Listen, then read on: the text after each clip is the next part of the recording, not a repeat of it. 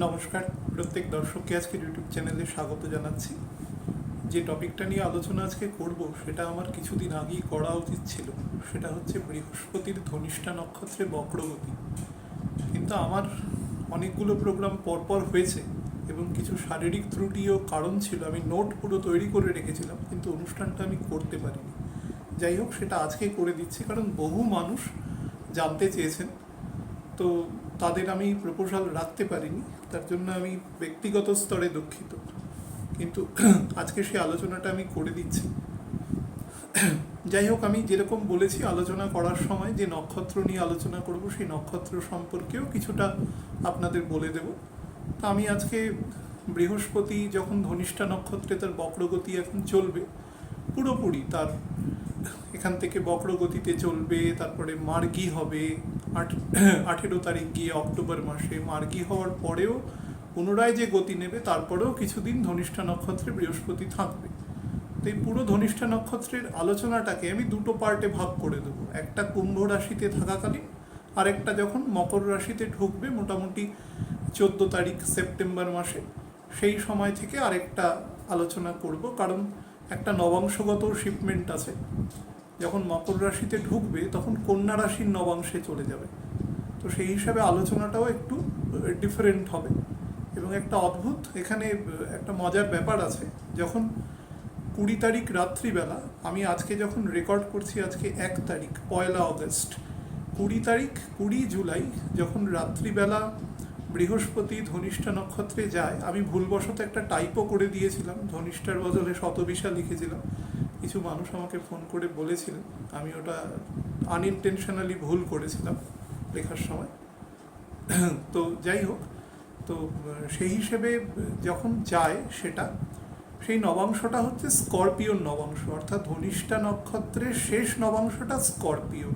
সিংহ থেকে শুরু হয় নবাংশ, অর্থাৎ মকর রাশির 23 ডিগ্রি 20 মিনিট ক্রস করার পরে শ্রবণা নক্ষত্রের পরে যে ধনিষ্ঠা নক্ষত্রের স্প্যানটা, সেই স্প্যানটা থাকে হচ্ছে মানে কালপুরুষের 293 ডিগ্রি 20 মিনিট থেকে 306 ডিগ্রি 40 মিনিট পর্যন্ত স্প্যানটা থাকে। তো সেটা যদি, যেহেতু দুটো ঘর ধরে বিস্তৃত, আর যদি আপনি ঘর হিসেবে ধরেন তাহলে মকর রাশির 23 ডিগ্রি 20 মিনিট থেকে সেটা কুম্ভ রাশির 6 ডিগ্রি 40 মিনিট পর্যন্ত স্প্যানটা বিস্তৃত। এবং এটি 4টে নবাংশ এরকম নর্মালি থাকে, 4 চরণে 4টা নবাংশ। সেই 4টা নবাংশ হচ্ছে সিংহ থেকে শুরু করে বৃশ্চিক পর্যন্ত। আমরা যেহেতু আলোচনাটাকে উল্টো দিকে আনবো, সেহেতু শুরু করব বৃশ্চিক থেকে। এই বৃশ্চিক থেকে শুরু হবে, শুরু হয়ে মোটামুটি তুলা রাশির নবাংশে ও চলে যাবে। তুলা রাশির নবাংশেও চলে যাবে, আপনাদের এক্স্যাক্ট ডেটটা বলছি, সেটা হচ্ছে 18 তারিখ। 18 তারিখ সন্ধেবেলার দিকে তুলা রাশির নবাংশে চলে যাবে। তারপরে তুলা রাশির নবাংশে থেকেই ও মকর রাশিতে প্রবেশ করবে। কুম্ভ থেকে মকর প্রবেশ করার সময় ও কন্যা রাশির নবাংশে চলে যাবে। সেই আলোচনাটা যেরকম বললাম ল্যাটার ফেজে করব। তো আলোচনার একদম শুরুতে বলে দিই যে বৃহস্পতির কারকতা। প্রথম আপনাদের বহুবার বলেছি বক্রী গ্রহ নিয়ে আলোচনা করার সময় যে বক্রী গ্রহর এফেক্ট অনেক বেশি থাকে মার্গী গ্রহে, অন্তত গোচর অবস্থাতে। ছকেও অবশ্যই থাকে, যেটা আপনার স্ট্যান্ডিং হরোস্কোপ সেখানেও অবশ্যই থাকে। কারণ কোনো গ্রহ যখন বক্রী থাকে তখন প্রত্যেকটা গ্রহই তার তার যে রেসপেক্টিভ উপবৃত্তাকার কক্ষপথ আছে সেই কক্ষপথে ঘুরছে। পৃথিবী ঘুরছে, বৃহস্পতি ঘুরছে, সবাই ঘুরছে, এবং কেউ তার ডিসিপ্লিনকে কখনো ত্যাগ করে না। এরা প্রত্যেকে ডেমিগডস, এবং সেই অনুসারে আমাদের শাস্ত্র অনুসারে তারা প্রত্যেকে ভগবানের নির্দেশ অনুসারে চলছে। তো এই চলার সময় তারা ঘুরতে ঘুরতে সর্বোচ্চ যেটা নিকটে আসতে পারে, সেই নিকটে আসাটা প্রত্যেকটা রাশিতে তো থাকে, যে নিকট যতটা নিকটে আসতে পারে সেই নিকটে আসার অবস্থাটাই হচ্ছে বক্রী ফেজ। যখন পৃথিবী থেকে আপনার অ্যাপারেন্টলি মনে হবে সেই গ্রহটা উল্টো দিকে চলছে। আমি ট্রেনের উদাহরণ দিয়ে, দুটো পাশাপাশি ট্রেনের উদাহরণ দিয়ে আপনাদের বুঝিয়েছিলাম। আপনারা যারা পুরনো ভিডিও দেখেছেন বা অনেকের কাছে ক্লিয়ার কনসেপশন আছে, আমি লিনিয়ার গতি দিয়ে বুঝিয়েছিলাম, কিন্তু অ্যাকচুয়ালি এটা একটা সার্কিউলার মোশন। সার্কিউলার মোশনের ক্ষেত্রে তার মোডাসটা অন্যরকম হয়। কিন্তু আমরা যদি উপবৃত্তাকার কক্ষপথের একটা ছোট জাংচার নিয়ে নিই, অর্থাৎ একটা বড় তার যদি গোলাকার কক্ষপথই ধরে নিই, উপবৃত্তাকারটা তো ডিম্বাকৃতি, তো আমরা যদি একটা ডিমের মতো অংশ ধরে নিই, ধরে তার একটা সামান্য অংশ, তার তার যে পুরো কার্ভেচারটা আছে তার একটা সামান্য অংশ যদি ধরে নিই, সেটা অনেকটা সার্কুলারের থেকে অনেকটা লিনিয়ারই হবে। সেই অংশটুকু যদি ধরে নিই আমার তর্কের খাতিরে, আলোচনার সুবিধার্থে, তো সেই স্প্যানটুকুতে মনে হবে। এই স্প্যানটা কতটা না, বৃহস্পতি গেছিল 8°5' পর্যন্ত, নামবে 28° থেকে কিছুটা বেশি, 28.5° কাছাকাছি, তার মানে প্রায় 10° স্প্যান। একটা গ্রহ যখন পূর্ণ কক্ষপথে ঘোরে সে 360° ঘোরে, তাহলে 360° 36/1 স্প্যান, তো সেইটুকু আমরা লিনিয়ার অংশই ধরে নিতে পারি, সোজাসুজি অংশ। তো সেই সোজাসুজি অংশটাকে যদি আমি লিনিয়ার মোশন হিসাবে দেখি, তাহলে পৃথিবী থেকে অবস্থানকারী আমরা বৃহস্পতিকে এ সময় দেখব যে বৃহস্পতি তার গতির থেকে মনে হবে উল্টো দিকে চলে যাচ্ছে। এটা মনে হবে, it's suppose to be, actually হবে না। এই মনে হওয়াটাই হচ্ছে বক্রগতি।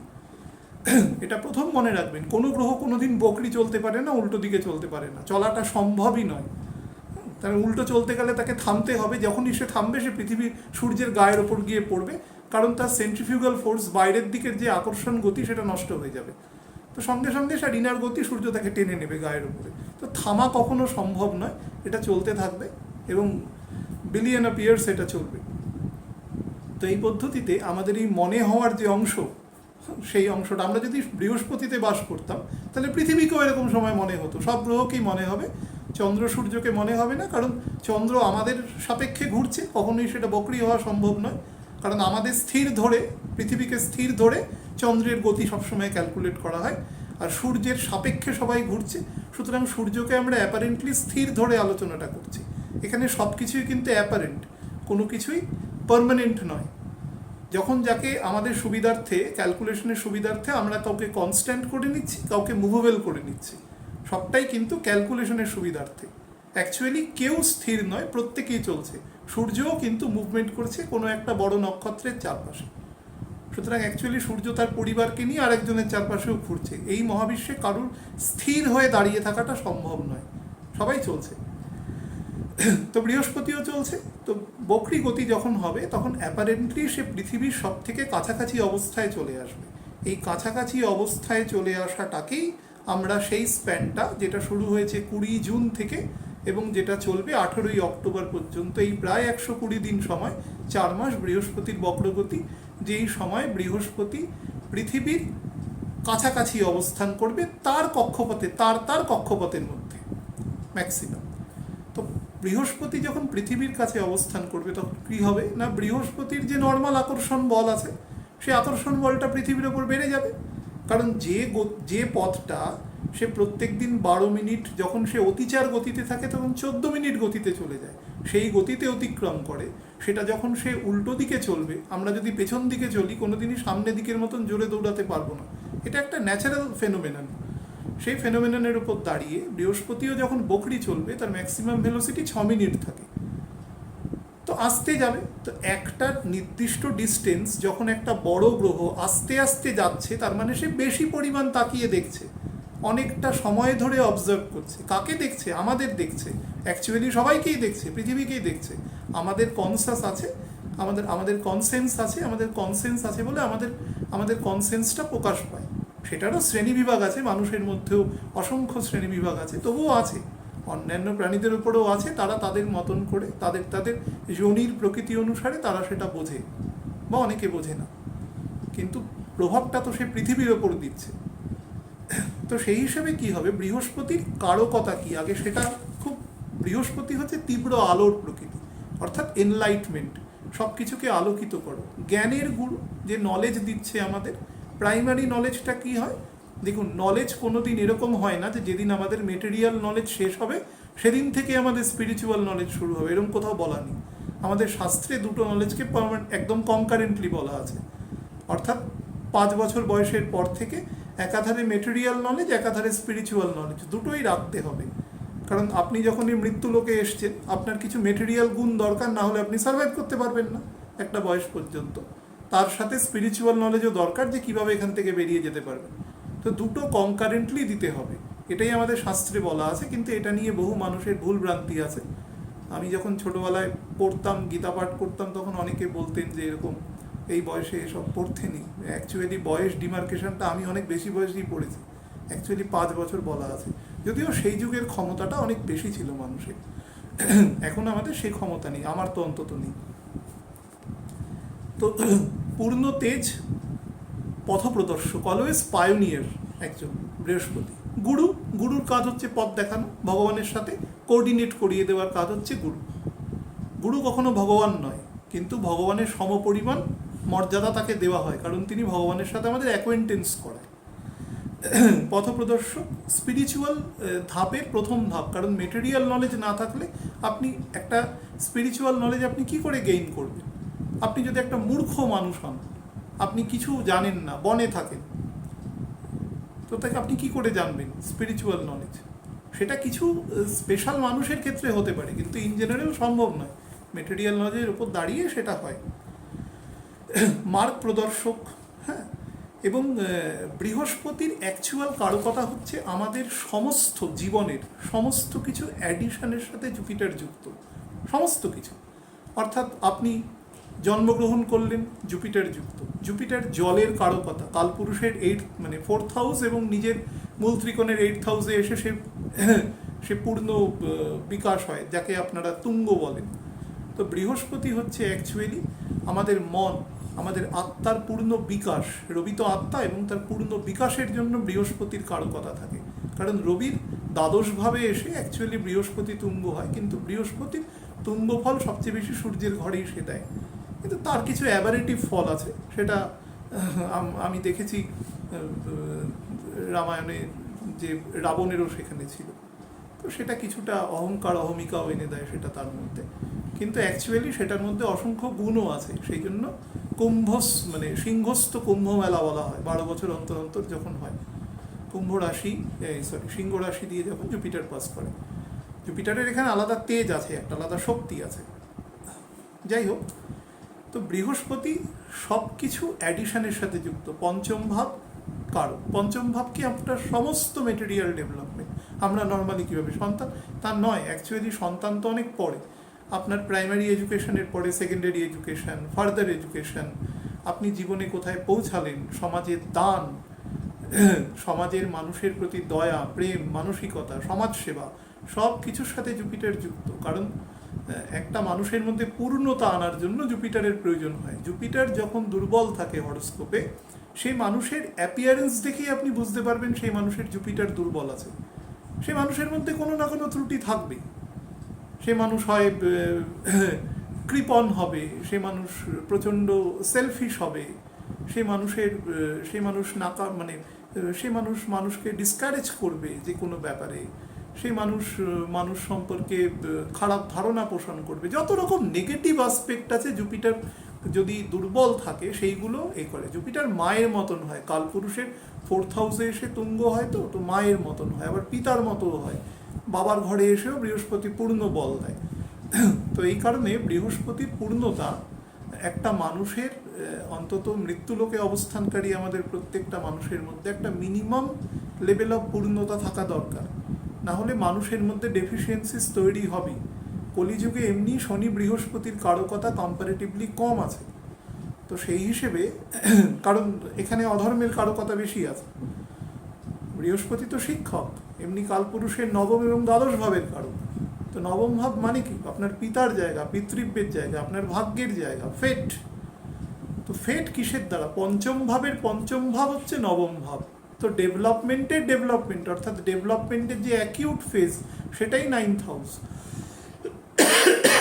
এবং আপনার যে দান, আপনার যে দয়া, 9th হাউসের 4th হাউস ভগবানের ঘর, আপনার স্যালভেশনের সাথে যুক্ত।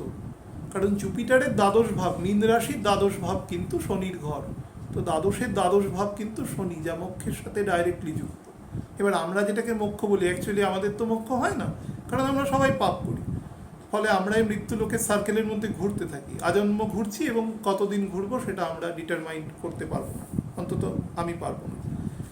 তো সেই হিসেবে বৃহস্পতি এখানে যখন পৃথিবীর কাছাকাছি এবং সিংহ রাশির অপোজিটে, সিংহ মানে রাজা, যিনি রাষ্ট্রের সর্বময় কর্তা, সারা পৃথিবীতে অসংখ্য 208খানার মতো রাষ্ট্র আছে, প্রত্যেক রাষ্ট্রের কর্তা যিনি আছেন, যিনি রাষ্ট্রের পথপ্রদর্শক, তার কাছাকাছি উল্টো দিকে রয়েছে এবং কাছাকাছি অবস্থান করছে, পৃথিবীর কাছাকাছি অবস্থান করছে। তো প্রত্যেককে দিশা দেখাবে, সঠিক পথ দেখানোর জায়গা তৈরি করবে। আগেই বলেছি এডুকেশনের ফ্যাক্টর, যারাই পড়াশোনা করতে চান, কিছু শিখতে চান, এই সময় বেশি লাফালাফি না করে এক জায়গায় বসে চুপচাপ কনসেন্ট্রেট করে কিছু জিনিস যদি শিখতে পারেন, সেটা আপনার পক্ষে পরবর্তীকালে নভেম্বর অনওয়ার্ডস ফলদায়ী হবে। এই সময় যদি কিছু অ্যাক্টিভেট করাতে যান, সেটা হবে না, সেটা হওয়া সম্ভব নয়। কারণ বৃহস্পতি আপনাকে সেই কারকতা দেবে না, কারণ তার দ্বাদশে শনি আছে। শনি আপনাকে কখনো সেই জায়গাটা অ্যাচিভ করতে দেবে না ইমিডিয়েট। আপনাকে করতে হবে নলেজ, এবং সেটাও খুব সততার সাথে। অনেস্টি যদি আপনি লুজ করে ফেলেন, তাহলে আপনি পুরো জায়গাটা থেকে ডিভিয়েট করে যাবেন, আপনি কিছু অ্যাচিভ করতে পারবেন না। শিখতে হবে। এবার এখানে দেখুন, এই দুটো শনির ঘরের মধ্যে একটা মঙ্গলের নক্ষত্র দিয়ে দিয়েছে, যার নাম হচ্ছে ধনিষ্ঠা, ধন প্লাস ইষ্টা। অর্থাৎ যে মানুষ, ধন মানে আমরা অ্যাকচুয়ালি ওয়েলথ বুঝি, অর্থ বুঝি, কিন্তু অ্যাকচুয়ালি অর্থ নয়, তার সাথে অনেকগুলো প্যারামিটার যুক্ত আছে। আপনার শরীর, যেটা ভগবান আপনাকে ফ্রিতে দেয়, যার কত অ্যাকচুয়াল দাম আছে আমি খুব ভালো করে জানি, অনেকে যারা জানেন তারা জানেন। তো শরীরটা যে কত মূল্যবান এবং সেটাকে কত গুরুত্বপূর্ণ কাজে ব্যবহার করা যায়, সেটা মানুষের বোঝা উচিত। কিন্তু ফ্রিতে পায় বলে মানুষ সেটাকে অ্যাকচুয়াল মূল্য দেয় না, সেটাকে নেশা ভান করে, উল্টোপাল্টা খাবার খায়, অনিয়মিত জীবনযাপন করে সেটা যথেচ্ছাচার করে। তারপরে সেটা একটা সময় নর্মালি তার একটা স্প্যান আছে, তার স্প্যানের আগেই সেটা নষ্ট হয়ে যায়। তো সেটার সাথে সেটা একটা ওয়েলথ আমাদের, কারণ শরীর না থাকলে বাকি মেটেরিয়াল কোনো ওয়েলথের কোনো মানে নেই। নলেজ একটা ওয়েলথ। যে কোনো পজিটিভ জিনিসের সাথে ধনিষ্ঠা নক্ষত্র যুক্ত, কিন্তু ধনিষ্ঠা নক্ষত্রের যে সিম্বল দেওয়া আছে, অ্যাকচুয়ালি এটা একটা 4 স্টার কনস্টিলিয়েশন। ধনিষ্ঠা নক্ষত্র 4টে তারা, কোথাও কোথাও 8 স্টারও বলা হয়েছে, কিন্তু অ্যাকচুয়ালি মহর্ষি পরাশর অনুসারে 4 স্টার কনস্টিলিয়েশন। তো যাই হোক, সেটা যটাই হোক, তো ধনিষ্ঠা নক্ষত্রের যে অ্যাকচুয়াল প্রকৃতি আছে, সেটা না মানে তবলা বা ধরুন মৃদঙ্গ, যেটার ভিতরে একটা ফাঁপা অংশ আছে, ফাঁপা, এবং বা বাঁশি, ফ্লুট, যেটা হাওয়ার দ্বারা বাজে, ঠিক আছে? মানে আপনারা সেতার বা গিটার ভাবতে পারেন, নয়। সেতার বা গিটার হচ্ছে প্লাগস্টিং স্ট্রাকস্টিংয়ের মতন, এটাকে বাজাতে হয়। এখানে আপনি হাত দিয়ে বাজাবেন এবং পুরোটাই এয়ারে বাজবে, এয়ারের ভাইব্রেশনটা হবে। তো সেইটা ধনিষ্ঠা নক্ষত্রের কারকতা। এবার কেন? ভিতরটা দেখুন ফাঁকা, যন্ত্রটার ভিতরটা ফাঁকা, আওয়াজ করলে খুব জোরে ঢাক, ভিতরটা ফাঁকা। অর্থাৎ ধনিষ্ঠা নক্ষত্রের মধ্যে একটা অন্তঃশ্বাস শূন্য ব্যাপার থাকে। ধনিষ্ঠা নক্ষত্র খুব কর্মযোগী হয়, সারা জীবন তাকে কর্ম করে যেতে হয়। ভগবান নিজের সাথে অ্যাসোসিয়েটেড আছে, তিনি তার মানে অনেকটা ডেরিভেটিভ ফর্মে, যেটা আমরা ক্ষীরসাগরে আমরা যে বিষ্ণুকে দেখি, সেই মহাবিষ্ণু এর সাথে যুক্ত রয়েছে অ্যাকচুয়ালি। তো এর সাথে প্রচণ্ড পরিমাণে কার্মিক প্রকৃতি যুক্ত রয়েছে এই নক্ষত্রের সাথে। কর্ম করতে হয়, পালক অর্থাৎ পরিবার বা যার সাথে তিনি অ্যাসোসিয়েটেড, সারা জীবন তাকে পালক করতে হয়, কিন্তু তিনি নিজে কিছু পান না সারা জীবন, নিজে সারা জীবন ডিপ্রাইভড থেকে যান। এই মৃদঙ্গ বা তবলা বা ফ্লুট দিয়ে সেটাই বোঝানো হয়েছে মুনি ঋষিরা, যে তার ভিতরটা ফাঁকা থাকে, কিন্তু বাইরে সে বেধড়ক আওয়াজ করতে পারে, যে আওয়াজটা শুনে মনে হতে পারে যে এটা একটা অনেক ভারী বা একটা কিছু যন্ত্র, কিন্তু অ্যাকচুয়ালি সেটা নয়। এই নক্ষত্রের অ্যাকচুয়ালি রাক্ষস গণ দেওয়া আছে। দেখুন, রাক্ষস গণ শুনলেই আপনারা হয়তো ভাবেন যে সেটা খুব নেগেটিভ কারক। আমরা প্রত্যেকেই রাক্ষস, ঠিক আছে? কেউ আমরা ছোট সাইজের রাক্ষস, আমরা কাউকে কামড়ে আছড়ে খাচ্ছি না, কিন্তু সব ছোট সাইজের রাক্ষস অ্যাকচুয়ালি। হ্যাঁ, তো সেই হিসাবে রাক্ষসগণ হিসেবে আপনাদের বা আমার কারোরই ভয় পাওয়া উচিত নয়। তো রাক্ষসগণের যে প্রকৃতি, রাক্ষসগণ, দেবগণ, নরগণ, 3টে গণ দিয়ে নরগণকে ব্যালেন্স করেছে দুটো গণের মধ্যে। বাট রাক্ষসগণের মধ্যে এটা সব থেকে পজিটিভিটি আছে, রাক্ষসগণ দেখবেন সবসময় শাক্ত উপাসক হয়। শাক্ত, আপনি দেখবেন মহাদেবের যে গণ আছে সেখানে দেখবেন অসংখ্য ভূত প্রেত রাক্ষস আছে, এবং অধিকাংশ রাক্ষস যেটা চায় সেটা হচ্ছে অমর হতে, এটা তার প্রথম যে কোনো, এবং তারা নর্মালি মহাদেবের উপাসক হয়। তার কারণ হচ্ছে মহাদেব খুব সহজে তুষ্ট হয়, এবং কিন্তু অমর হওয়া মৃত্যু লোকে সম্ভব না। আপনি যদি একটা দিনের বেলা বলেন যে আমি চাঁদ দেখব, সেটা তো দেখা সম্ভব না। ঠিক সেরকম ব্যাপার, এটা পায় না। তার ফলে তারা অন্য কিছু শক্তি পায়, অমরত্বের ইকুইভ্যালেন্ট শক্তি পায়। ধনিষ্ঠা নক্ষত্রের মধ্যে সেই শক্তি আছে। অর্থাৎ এই মানুষকে, এই জাতীয় মানুষ, জাতক জাতিকাদের আমি দেখেছি, শনি যদি স্ট্রং থাকে তারা জীবনের অনেক বয়স পর্যন্ত কর্ম করতে পারে। আমি অনেক কোম্পানিতে দেখেছি বাবা প্রায় ৮০-৮৫ বছর বয়স, এখনও তিনি বোর্ড অফ ডাইরেক্টরসের, মানে one of the directors of the board, বা কোনো কোম্পানির তিনি এখনও হেড, তার ছেলেমেয়েরা তার নির্দেশেই কাজ করছে, এবং খুব পূর্ণ সফলতার সাথে, কারণ সততা এর সাথে যুক্ত। ভগবান নিজে অ্যাসোসিয়েটেড। রাক্ষসের দ্বারা কি হয়, রাক্ষসের ফিজিক্যাল স্ট্রাকচারটা খুব স্ট্রং হয়, ফিজিক্যালি বডি সর্বস্ব। তো যে মানুষ বেঁচে থাকতে চাইছে সে কি ভালোবাসে, তার দেহটাকে ভালোবাসে। তো দেহটাকে যে ভালোবাসবে অবশ্যই তার দেহ স্ট্রং হবে, সেই জন্য সে দেহকে ভালোবাসে, তার দেহ সুন্দর হবে। কখনো দেখবেন যে যদি পড়ে থাকেন কখনো রামায়ণে রাবণের যে বর্ণনা দেওয়া আছে, রাবণ অত্যন্ত সুপুরুষ ছিলেন। আমরা যেরকম ছবি টবিতে বা বাচ্চাদের আমি দেখি কার্টুন আঁকানো হয়, সেখানে একটা বিচ্ছিরি টাইপের এক ধরনের, সেরকম ছিল না কিছু। 10 মাথা নিয়ে কেউ ঘুরতে পারে না, 10টা মাথার আলাদা মিনিং আছে, 10 দিক আছে, আলাদা মিনিং আছে। সেই মিনিংটা বুঝিয়েছে, তার শক্তি বুঝিয়েছে অ্যাকচুয়ালি। তিনি কিন্তু ভগবানের দ্বারপাল, জয় নিজে। তো সেই হিসেবে ভগবানের যে বাড়ির সামনে দাঁড়িয়ে থাকে, তারও শক্তি এত যে তাকে মারতেও ভগবানকেই আসতে হয়, তাকে কেউ মারতে পারে না। তিনি মহাদেবকে শুদ্ধ পাহাড় উঠিয়ে দিয়েছিলেন কৈলাস, তার এত ক্ষমতা, দ্বাররক্ষী। তাহলে বুঝতে পারছেন তো ভগবানের কত শক্তি আছে। Just think about it. তো এই নক্ষত্রের সাথে অষ্টবসু যুক্ত আছে। এবার আপনারা বলবেন অষ্টবসু কি? অষ্টবসু হচ্ছে অ্যাকচুয়ালি ভগবানের যারা সার্ভেন্ট হয়, ডেইটি, যারা ভগবানকে সার্ভ করে সবসময়।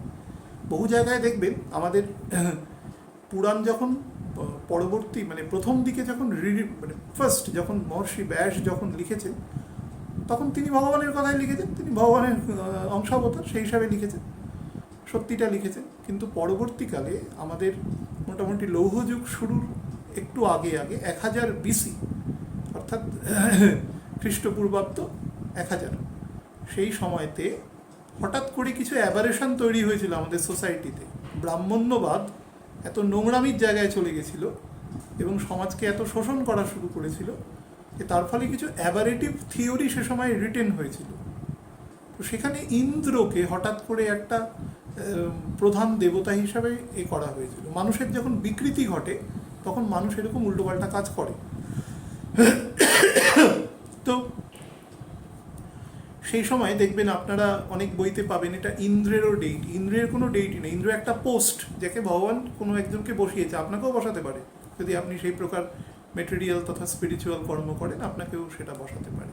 মহর্ষি বলিকেও বসিয়েছিল, হ্যাঁ, যেখানে সাবর্ণ মনুমন্তরে তাকে ইন্দ্রের পদ দিয়েছিল।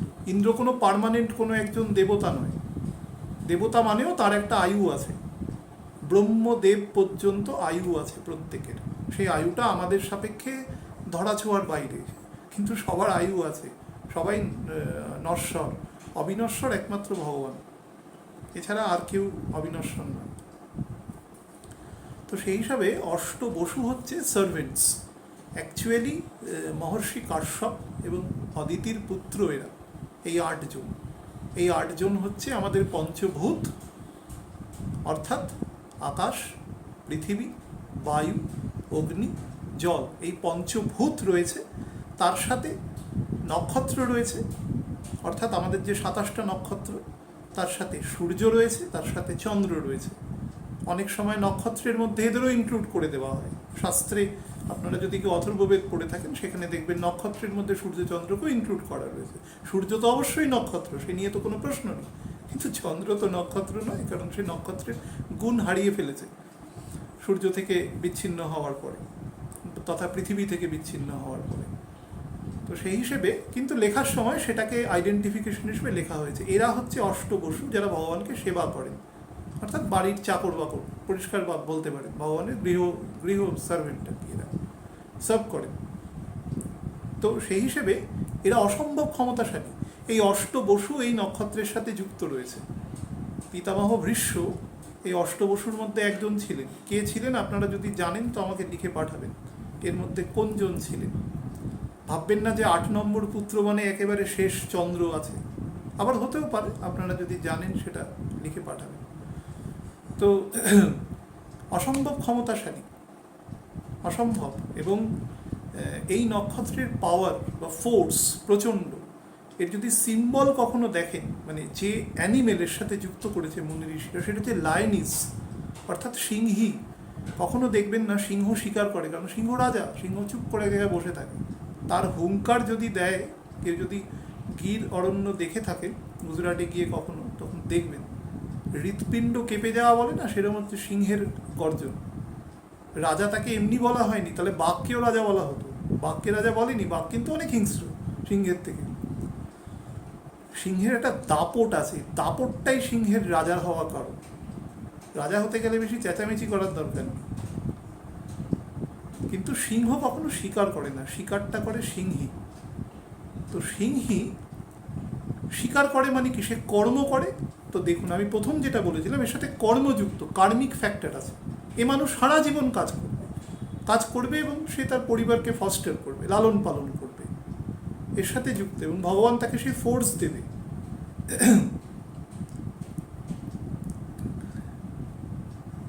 ধার্মিক প্রকৃতি প্রচুর পরিমাণে আছে, কারণ শনির মূল ত্রিকোণের মধ্যে 2টো চরণ আছে, এবং যে 2টো চরণ বৃশ্চিক এবং তুলা যথাক্রমে, এবং আকাশকে নির্দেশক, সিম্বল হচ্ছে আকাশ, আকাশ নির্দেশক, ইথার যাকে পরিষ্কার বলা হয়। অ্যাকচুয়ালি আকাশ মানে কিন্তু ইথার নয়, ইথার মানে এমন একটা স্টেট, এটা কুম্ভ রাশির স্টেট অ্যাকচুয়ালি, যেটা না জল, না স্থল, না আকাশ, না বায়ু, এরকম একটা স্টেট। অর্থাৎ এরকম স্টেট বোঝানো হয়েছে যে যাতে বেশি সাউন্ড করতে পারে।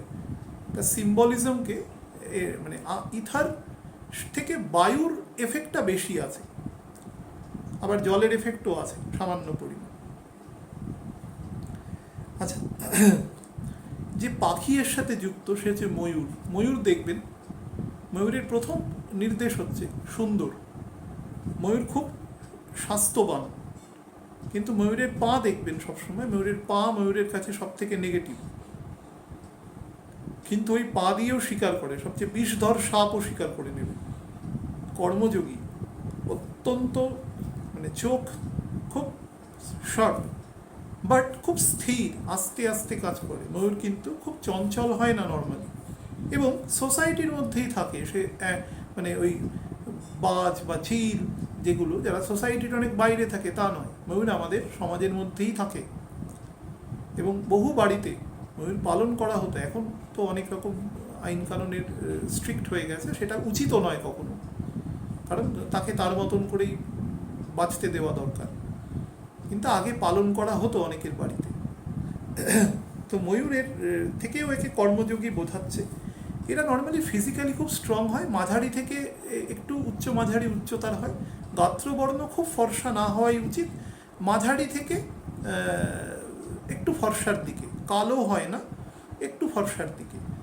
তো সেই হিসাবে কিন্তু ফিমেল যদি হয় তাহলে কিন্তু ফর্সা হওয়ার প্রবণতা থাকে, মানে সাবজেক্ট টু শুক্রের কন্ডিশন, চন্দ্রের কন্ডিশন কীরকম আছে। এরা নর্মালি খুব প্রতিবাদী হয়, কিন্তু আঘাত করতে চায় না কখনো কাউকে, প্রতিবাদ করে, কিন্তু প্রতিবাদে সে ন্যায্য কথাটা বলে, কাউকে কখনো বিরক্তিকর বা ইরিটেটিভ কোনো কথাবার্তা এরা নর্মালি বলে না। এদের মধ্যে প্রচুর জ্ঞান থাকে, যাকে বলা যায় না জ্যাক অফ অল ট্রেডস।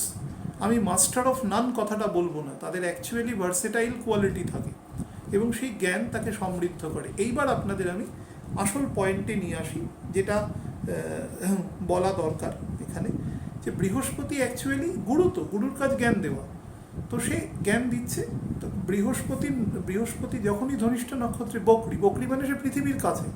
অর্থাৎ আমি সেই কারণে আপনাদের প্রত্যেককে বলেছিলাম যে এই সময় বেশি করে পড়াশোনা করবেন। যে ফিল্ডে, কেউ যদি রান্নাবান্না করেন, রান্নাবান্না শিখুন ভালো করে, সেটাই আপনার কাজে লাগবে। কেউ যদি ম্যাশন হন কোনো, অর্থাৎ বাড়িঘর বানান, সেটাই শিখুন ভালো করে। অর্থাৎ কোনো জোগাড়ে যদি রাজমিস্ত্রি হতে চায়, এটাই তার শেখার সময়। কর্মের কোনো শ্রেণীবিভাগ হয় না, কর্ম সবসময় পবিত্র যদি সেটা সৎভাবে করা যায়। তো সেই হিসাবে যে যে কর্মের সাথে লিপ্ত আছেন সেটা শিখুন। এই কারণে বলেছিলাম দুটোর মধ্যে কম্বিনেশন আছে। এবং মঙ্গল এবং বৃহস্পতির একটা কম্বিনেশন দেখুন। আপনি যদি বৃহস্পতির ধনু থেকে চিন্তা করেন তাহলে 9, 10, 11, 12 1 5 নম্বর ঘর। আবার মঙ্গল থেকে দেখুন মেষ রাশি থেকে মেন যে ঘর যেটা, সেখান থেকে 9 নম্বর ঘর। আবার বৃশ্চিক থেকে দ্বিতীয়, আবার বৃশ্চিক থেকে পঞ্চম ঘর আবার মীন রাশি। আবার মীন থেকে 9th হাউস হচ্ছে বৃশ্চিক রাশি। আবার বৃহস্পতি এবং মঙ্গলের মধ্যে দ্বিদ্বাদশ সম্পর্কও রয়েছে। তো বৃহস্পতি মঙ্গলের মধ্যে একটা টেম্পারেচারগত, কারণ বৃহস্পতি নলেজ দেবে, একজন স্টুডেন্ট সেই নলেজটাকে তার ফিজিক্যাল লেবার বুদ্ধি দ্বারা সেটাকে ডিরাইভ করবে। তো স্টুডেন্টকে সবসময় পরিশ্রমী হতে হয়। তো মঙ্গলের নক্ষত্র সেটাকে নির্দেশ করছে, কারণ এটা কর্মযোগী নক্ষত্র। সেই হিসাবে বৃশ্চিকের ঘর এবং লিব্রার ঘর দুটো ঘরই বেটার, কারণ লিব্রার ঘরও মেষ রাশির দ্বাদশ ঘর। মেষ রাশি তো মঙ্গলের মেন ঘর না, সেক্ষেত্রে দ্বাদশ ঘর। আপনারা যদি বলেন যে বৃশ্চিকেরও দ্বাদশ, মেষ রাশির সপ্তম ঘর, বৃশ্চিকের যদি দ্বাদশ ঘর বলেন সেটা অন্য ব্যাপার। দ্বাদশ ঘর হলেও কিন্তু সেখানে কেতু অবস্থান করবে। এই পুরো গোচরটাতে যখন যখন বৃহস্পতি অবস্থান করবে নবাংশে, সেখানে কেতু অবস্থান করবে। কেতু অবস্থান করার জন্য এই নলেজটা অনেকেই খুব সিক্রেটলি নিয়ে নেবে। এখন দেখুন বাইরে থেকেও বেরোতে পারছে না, একটা প্যান্ডেমিক সিচুয়েশান আছে, রেস্ট্রিকশান আছে, বাইরে খুব ওপেনলি গিয়ে কোথাও ইনস্টিটিউশনে পড়া বা এগুলো করা যাচ্ছে না। তার ফলে বহু মানুষ অনেক কিছু শিখে নেবে গোপনে এই 4 মাসের মধ্যে, বা অলরেডি স্টার্টেড দ্য প্রসিজিওর। তো সেটা আগামী 2.5 মাস যে থাকবে, সেই 2.5 মাসে কিন্তু বহু লোক অনেক কিছুই শিখে নেবে এবং পরবর্তীকালে তার রিফ্লেকশনটা সমাজের পক্ষে অত্যন্ত ইতিবাচক জায়গা দেবে। বাট মনে রাখবেন, যখন লিব্রার ঘরে চলে আসবে, অর্থাৎ আমি যেটা বললাম সম্ভবত 21শে অগস্ট হবে, ডেটটা আমি দেখে বলছি, না 18ই অগস্ট। 18ই অগস্টের পরে যখন লিব্রার ঘরে চলে আসবে, তখন দুটো জিনিস বলবো। যেহেতু কেতু থাকবে, সুগার থেকে সাবধান। 2 নম্বর হচ্ছে যাদের প্রস্টেট প্রবলেম আছে সেখান থেকে সাবধান। মহিলাদের ক্ষেত্রে ইউটেরাসের প্রবলেম থেকে সাবধান থাকবেন। কেতু থাকবে, কোনো রকম যদি প্রবলেম দেখেন 18 তারিখ থেকে 18ই অগস্ট থেকে সেপ্টেম্বর মাসের মোটামুটি 13-14 তারিখ পর্যন্ত, এই স্প্যানটাতে, অর্থাৎ কন্যা রাশির নবাংশে বৃহস্পতি ঢুকে যাওয়া না পর্যন্ত, আপনারা এই জায়গাগুলোতে যদি কখনো কোনো প্রবলেম দেখেন অবশ্যই ডক্টর দেখিয়ে নেবেন, কনসাল্ট করিয়ে নেবেন, সেটা বেটার হবে। অ্যাজ এ হোল এই নবাংশ কিন্তু এই গোচর কিন্তু ভালো গোচর, খুব কনস্ট্রাকটিভ গোচর, কিন্তু লাফালাফি করার গোচর নয়। অর্থাৎ দুমদাম করে কিছু শেখার চেষ্টা করবেন না, প্ল্যান করবেন, প্ল্যান করে শিখুন এবং খুব সিক্রেটলি আস্তে আস্তে শিখুন, সেটা খুব ফ্রুটফুল হবে এবং সেটা এফেক্টিভ হবে পরবর্তীকালে, নভেম্বর অনওয়ার্ডস সেটা এফেক্টিভ হবে। এটাই আমার বলার ছিল এখানে। আর আরও অনেক কিছু বলা যেত নক্ষত্র সম্পর্কে, বাট সেগুলো দরকার নেই। এটি খুব ধার্মিক নক্ষত্র এবং প্রতিবাদী নক্ষত্র। বাট দ্য ফ্যাক্ট হচ্ছে এই নক্ষত্রে একটাই নেগেটিভ আছে, এই নক্ষত্রের মানুষেরা অ্যাকচুয়ালি নিজেরা কিছু পায় না। At the end of the life materially আমরা কেউ কিছু পাবো না এখানে, এটা মৃত্যু লোক, এখানে কিছু অ্যাচিভ করা যায় না। আমরা মনে হয় অ্যাচিভ করব, কিন্তু কিছুই করা যায় না। কিন্তু মেটেরিয়ালি যদি চিন্তা করেন সেটা অ্যাচিভ করাটা সম্ভব নয়। এই নক্ষত্রের মানুষের মধ্যে একটা অন্তঃশ্বাস শূন্য থাকে, বাইরে সে প্রকাশ করে, মাঝে মাঝে একটু ক্রোধীয় হয়, কিন্তু ভিতরের দিক থেকে কিন্তু সে খুব একা হয়, এমটি হয়।